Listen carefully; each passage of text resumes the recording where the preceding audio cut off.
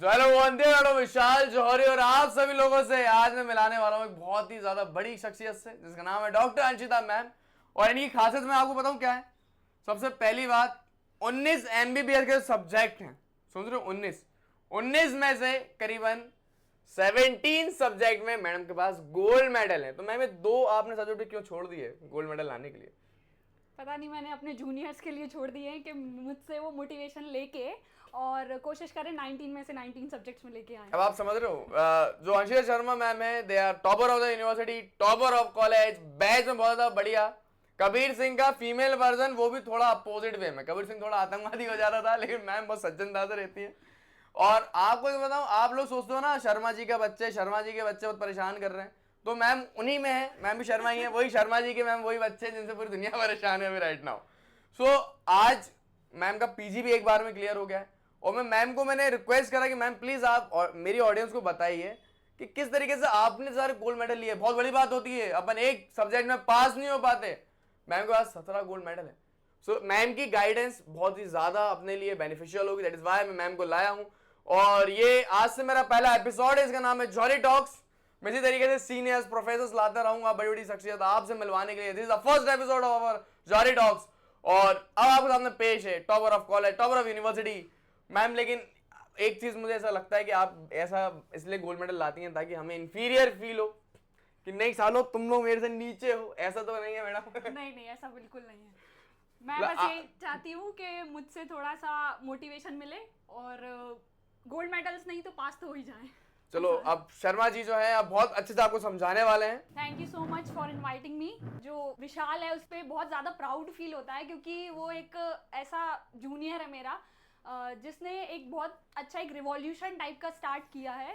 योगदान देना चाहूँगी कि मुझे ऐसा लगता है अगर एमबीबीएस में आपने एडमिशन लिया है तो आप पहले से टैलेंटेड हो, क्योंकि यूजी जो होता है नीट यूजी वो बहुत टफ एग्ज़ाम होता है, वो कोई इजी एग्ज़ाम नहीं है।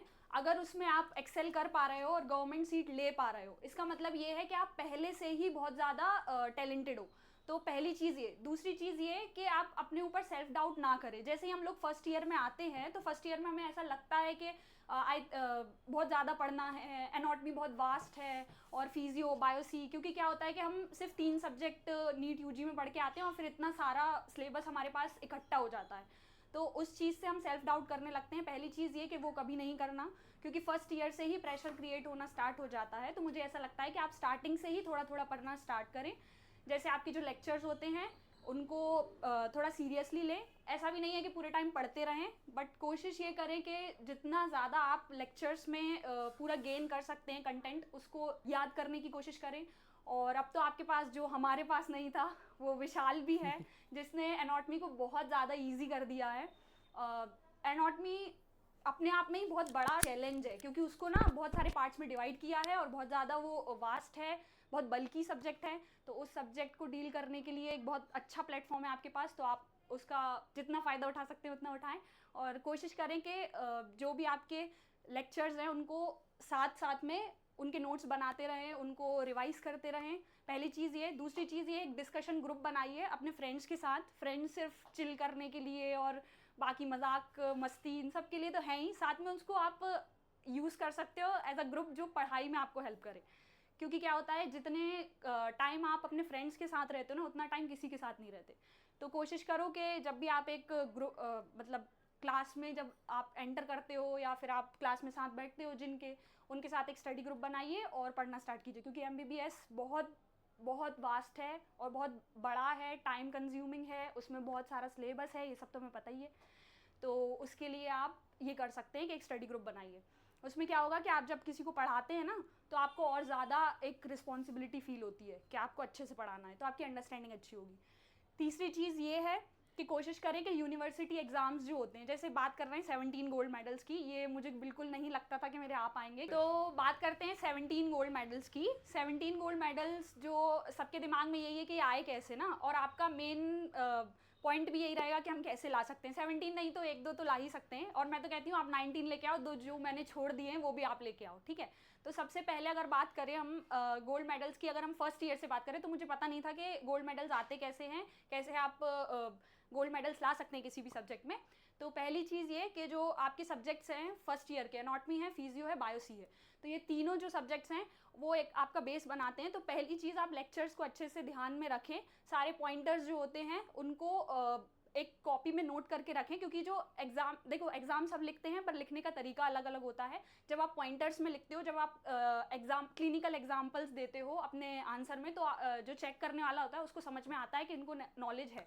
पहली चीज़ ये, बुकिश लैंग्वेज ना यूज़ करके थोड़े से एग्जाम्पल्स डाल सकते हैं उसमें, ठीक है। दूसरा ये, एनाटॉमी में डायग्राम्स की बहुत इंपॉर्टेंट होता है। डायग्राम्स आप जितने एक्सप्लेन कर सकते हो डायग्राम से आंसर, उतना ज़्यादा आपको मार्क्स मिलते हैं। और यही फ्लो चार्ट्स के साथ भी, आप फ्लो चार्ट्स जितना यूज़ करोगे, पॉइंटर्स, डायग्राम्स, इससे आपको मार्क्स मिलने के चांसेस बढ़ जाते हैं। दूसरा ये रहता है कि आप मार्क्स के बेसिस पे लिखो, कि जैसा मार्क्स है उसके अकॉर्डिंग आप लिखो। जैसे ऐसा नहीं होना चाहिए 1 नंबर का है क्वेश्चन और आपने बहुत सारा लिख दिया, वो सब भी अवॉइड करो, ज़्यादा नहीं लिखना है, बस उतना लिखना है टू द पॉइंट जितना पूछा जा रहा है, ठीक है।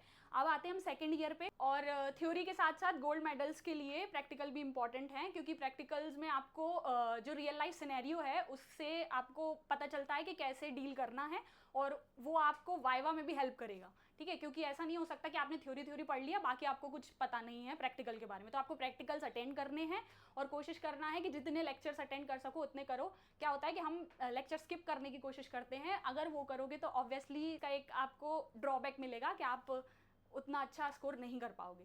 दूसरा ये, जब आप सेकेंड ईयर से आपकी पोस्टिंग्स चालू हो जाती हैं, आपके जो हॉस्पिटल्स होते हैं, तो वहाँ पे जाना भी बहुत ज़रूरी है।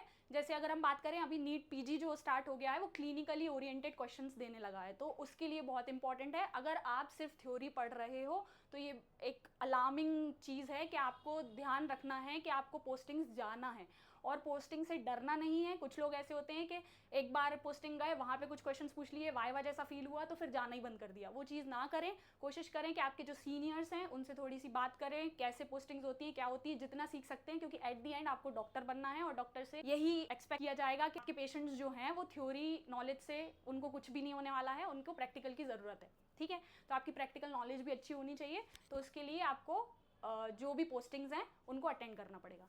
सेकेंड ईयर से ही स्टार्ट होती हैं, तो सेकेंड ईयर से ही थोड़े से आप विजिलेंट हो जाएं और कोशिश करें कि आप सारी पोस्टिंग्स अटेंड करें। फिर आता है थर्ड ईयर। थर्ड ईयर में सबसे वास्ट सब्जेक्ट जो है वो है पीएसएम, कम्युनिटी मेडिसिन। तो कोशिश करो कि कम्युनिटी मेडिसिन स्टार्टिंग से ही थोड़ा थोड़ा पढ़ो। वैसे वो अलग से कुछ नहीं है, उसमें सारे सब्जेक्ट्स का एक मिक्सचर ही है, उसमें छोटी छोटी चीज़ें हैं जो सब उसमें डाल दी गई हैं, तो उससे डरना नहीं है। कोशिश करना है कि उसको पहले से स्टार्ट करो। बाकी ऑफ्था और ईएनटी माइनर सब्जेक्ट्स में गिने जाते हैं, तो उनको भी आप कोशिश कर सकते हैं कि ऑफ्था और ईएनटी पीएसएम के साथ, मतलब पीएसएम को ज़्यादा टाइम दे। एक कम्युनिटी मेडिसिन और पीडियाट्रिक्स ही ऐसे 2 सब्जेक्ट्स थे जिनके गोल्ड मेडल्स मुझसे रह गए हैं, तो मैं आपको उनके लिए और ज़्यादा वो करूँगी कि आप कोशिश करो कि आपके सारे सब्जेक्ट्स में आएँ गोल्ड मेडल्स। और चौथी चीज़ अगर मैं बोल रही हूँ फाइनल ईयर में है, वो ये है कि वो बहुत इंपॉर्टेंट है। मेडिसिन, सर्जरी, पीडिया, ऑब्स, गायनी, ये 3-4 सब्जेक्ट ऐसे हैं जो कि रियल लाइफ आपको हमेशा हेल्प करेंगे रियल लाइफ में, और उसमें भी आपको वही पोस्टिंग्स में बहुत ध्यान देना है, खास करके मेडिसिन की पोस्टिंग। भले ही आप कहीं पे भी प्रैक्टिस करो, आपसे आसपास के लोग ये कोशिश, मतलब ये एक्सपेक्ट करते हैं कि आप लोग नॉर्मल जो जनरल फिजिशियन होता है वो चीज़ें तो जानते ही हो। तो मेडिसिन को थोड़ा ज़्यादा ध्यान देना है आपको। कोशिश करो कि मेडिसिन पढ़ो अच्छे से। सारी बुक्स अगर मैं बताऊं स्टार्टिंग से, तो जैसे एनाटॉमी है उसके लिए बीडी चौरसिया है, और बायोसी है उसके लिए सत्यनारायण मैंने यूज़ की थी। फिर जो फिजियो है वैसे गाइटन एंड हॉल है, बट वो इतनी यूज़ नहीं करते हैं हम एग्ज़ाम टाइम में, उससे अच्छी मुझे लगती गीतिका खन्ना ले सकते हैं हम। नेक्स्ट अगर हम देखें तो सेकेंड ईयर में पैथो है। पैथो में वैसे रॉबिन्स होती है, बट रॉबिन्स भी यही है कि ये जो स्टैंडर्ड टेक्स्ट बुक्स हैं उनको आप आपकी अंडरस्टैंडिंग बनाने के लिए यूज़ कर सकते हो, बट आप यूज़ करो। फिर हर्षमोहन है।